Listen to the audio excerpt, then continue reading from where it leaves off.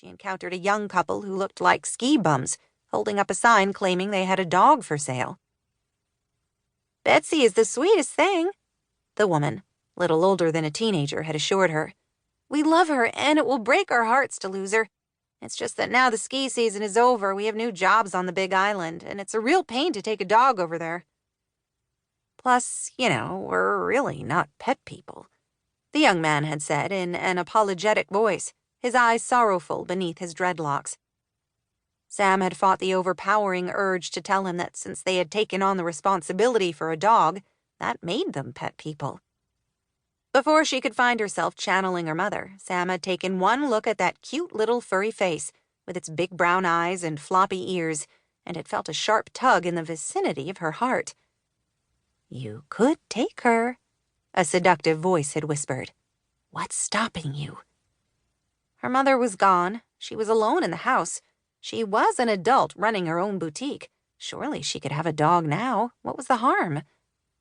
"Betsy is totally house-trained and hardly ever barks," the woman had pushed, obviously sensing blood in the water.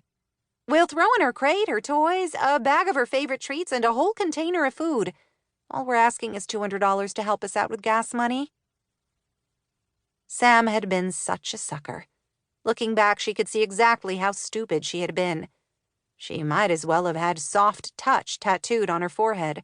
For one thing, how would gas money help them get to the Big Island? For another, they had been entirely too eager to get rid of the dog, especially if she was as perfect as they claimed. Sam had been blinded by her own long-buried childhood desire for a pet, and hadn't for a moment pondered why they were selling this cute pup outside the supermarket.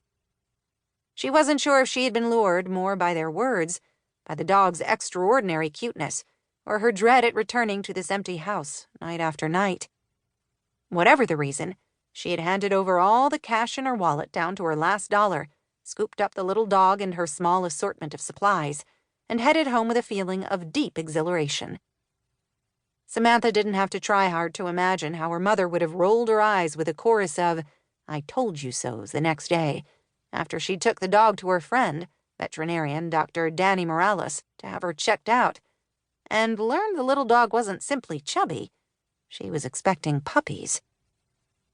That was 6 weeks ago.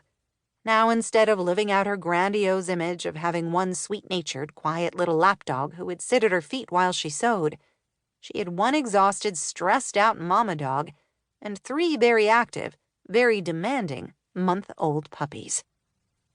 She sighed, turning her attention away from the puppies and back to the children on her dock. Where were the parents? She couldn't see a single adult in sight. She was scanning the area when she suddenly heard a splash, and then a scream.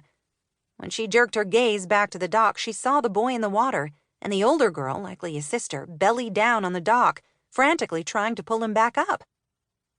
It wasn't deep there, only about 4 feet or so, but would still be over a little boy's head. Sam yanked open the door of her sunroom and raced to the dock. At her arrival, the girl looked at her with mingled terror and relief. "My brother's fallen in," she exclaimed in what Sam noticed was a British accent. "Please, can you help him? Don't let him drown." Sam was already shucking her shoes and taking off her baggy sweater. She wore yoga pants and a workout tank underneath, her favorite sewing clothes. The boy hadn't resurfaced, she realized, as panic now washed over her thick and greasy. Where were his blasted parents?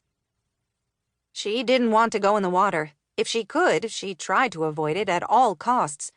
She could swim, she just didn't like to. It all traced back to a time when she had nearly drowned herself when she was 4 or 5 at this very same dock, trying to follow her father, who was getting into a fishing boat and hadn't noticed when she wandered out of the house to join him. Inky water closing over her head, the instinctive gasping for air, the cold fear. It was probably her earliest memory. She had overcome it for the most part. She lived on the lake, after all, and loved it most of the time. Once in a great while, the old phobias came back. None of that mattered right now. A child needed her. Without giving herself time to think further about it, she jumped off the dock near the area where she thought she had seen the boy go into the water. Though it was early June, the lake was icy with runoff from the mountains surrounding Haven Point.